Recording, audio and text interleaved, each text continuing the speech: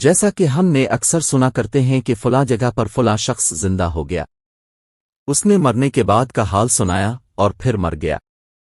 اسی قسم کا عذاب قبر سے متعلق ایک واقعہ گلگت میں پیش آیا، جس کے بارے میں بتاتے ہیں کہ ایک شخص قبرستان کے پاس سے گزر رہا تھا کہ اس نے کسی قبر سے یہ آواز سنی کہ مجھے نکالو، میں زندہ ہوں۔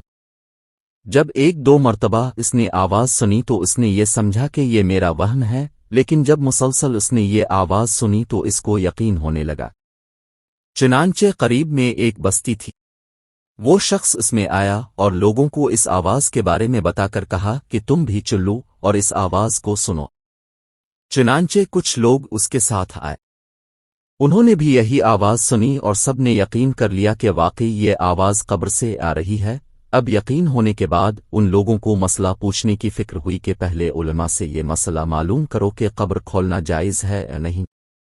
چنانچہ وہ لوگ محلے کی مسجد کے امام صاحب کے پاس گئے اور ان سے کہا کہ اس طرح قبر سے آواز آ رہی ہے اور میت یہ کہہ رہی ہے کہ مجھے قبر سے باہر نکالو، میں زندہ ہوں۔ اس پر امام صاحب نے فرمایا اگر تمہیں اس کے زندہ ہونے کا یقین ہو گیا ہے تو قبر کو کھول لو اور اس کو باہر نکال لو۔ چنانچہ یہ لوگ ہمت کر کے قبرستان گئے اور جا کر قبر کھولی۔ اب جو ہی تختہ ہٹایا تو دیکھا اندر ایک عورت برہنہ حالت میں بیٹھی ہوئی ہے اور اس کا کفن گل چکا ہے۔ پھر لوگوں نے کہ وہ عورت کہہ رہی ہے جلدی سے میرے گھر سے میرے کپڑے لاؤ، میں کپڑے پہن کر باہر نکلوں گی۔ چنانچہ یہ لوگ فوراً دوڑ کر اس کے گھر گئے اور جا کر اس کے گھر والوں کو یہ واقعہ بتایا۔ اس کے کپڑے چادر وغیرہ لے کر آئے اور لا کر کے اندر پھینک دیے۔ اس عورت نے ان کپڑوں کو پہنا اور چادر اپنے اوپر ڈالی، پھر تیزی سے بجلی کی طرح اپنے قبر سے نکلی اور دوڑتی ہوئی اپنے گھر کی طرف بھاگ گئی۔ گھر جا کر اس عورت نے ایک کمرے میں چھپ کر اندر سے کنڈی لگا لی۔ اب جو لوگ قبرستان آئے تھے دوڑ کر اس کے گھر پہنچے، ان کو وہاں جا کر معلوم ہوا کہ اس نے اپنے کمرے کے اندر سے کنڈی لگا رکھی ہے۔ ان لوگوں نے دستک دی کہ کنڈی کھولو۔ اندر سے اس عورت نے جواب دیا میں کنڈی تو کھول دوں گی لیکن کمرے کے اندر وہ شخص داخل ہو جس کے اندر مجھے دیکھنے کی تاب ہو، اس لیے کہ اس وقت میری حالت ایسی ہے کہ ہر آدمی مجھے دیکھ کر برداشت نہیں کر سکے گا، لہذا کوئی دل گردے والا شخص اندر آئے اور آ کر میری حالت دیکھے۔ اب سب لوگ اندر جانے سے ڈر رہے تھے مگر دو چار آدمی جو مضبوط دل والے تھے، انہوں نے کہا کہ تم کنڈی کھولو، ہم اندر آئیں گے۔ اس نے کنڈی کھول دی اور کچھ لوگ اندر چلے گئے۔ لوگوں نے اندر جا کر دیکھا وہ عورت اپنے آپ کو چادر میں چھپائے بیٹھی ہوئی تھی۔ جب یہ لوگ اندر پہنچے تو اس عورت نے سب سے پہلے اپنا سر کھولا۔ ان لوگوں نے دیکھا کہ اس کے سر پر ایک بھی بال نہیں، وہ بالکل خالی کھوپڑی ہے، نہ اس پر بال ہے نہ کھال ہے، صرف خالی ہڈی ہڈی ہے۔ لوگوں نے اس سے پوچھا تیرے بال کہاں گئے؟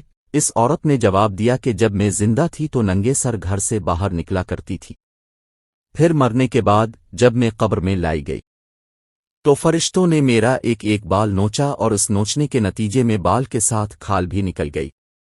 اب میرے سر پر نہ بال ہیں نہ کھال ہیں۔ اس کے بعد اس عورت نے اپنا منہ سے کپڑا ہٹایا۔ جب لوگوں نے اس کا منہ دیکھا تو اتنا خوفناک ہو چکا تھا کہ سوائے دانتوں کے کچھ نظر نہیں آیا، نہ اوپر کا ہونٹ موجود تھا نہ نیچے کا ہونٹ موجود تھا، بلکہ 32 کے 32 دانت سامنے جڑے ہوئے نظر آ رہے تھے۔ سوچئے اگر کسی انسان کے صرف دانت ہی دانت نظر آئے تو کتنا ڈر اور خوف معلوم ہوتا ہے۔ اب ان لوگوں نے اس عورت سے پوچھا تیرے ہونٹ کہاں گئے؟ اس عورت نے جواب دیا میں اپنے ہونٹوں پر لپسٹک لگا کر نامحرم مردوں کے سامنے جایا کرتی تھی، اس کی سزا میں میرے ہونٹ کاٹ لیے گئے، اس لیے اب میرے چہرے پر ہونٹ نہیں ہیں۔ پھر اس عورت نے اپنے ہاتھ اور پیروں کی انگلیاں کھولی۔ لوگوں نے دیکھا کہ اس کے ہاتھ اور پیروں کی انگلیوں میں ایک بھی ناخن نہیں تھا، تمام انگلیوں کے ناخن غائب تھے۔ اس سے پوچھا تیری انگلیوں کے ناخن کہاں گئے؟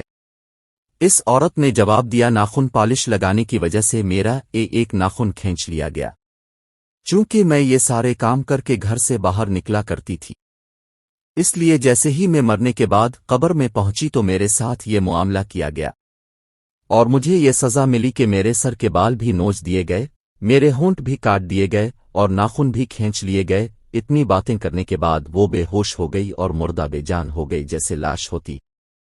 چنانچہ ان لوگوں نے دوبارہ اس کو قبرستان میں پہنچا دیا۔ محترم خواتین و حضرات، اللہ تعالیٰ کو یہ عبرت دکھانی مقصود تھی کہ دیکھو اس عورت کا کیا انجام ہوا اور اس کو کتنا ہولناک عذاب دیا گیا۔ بے پردہ خواتین اس واقعے سے عبرت لے اور ان گناہوں سے توبہ کرے جس کی سزا بروز قیامت بہت سخت ہے۔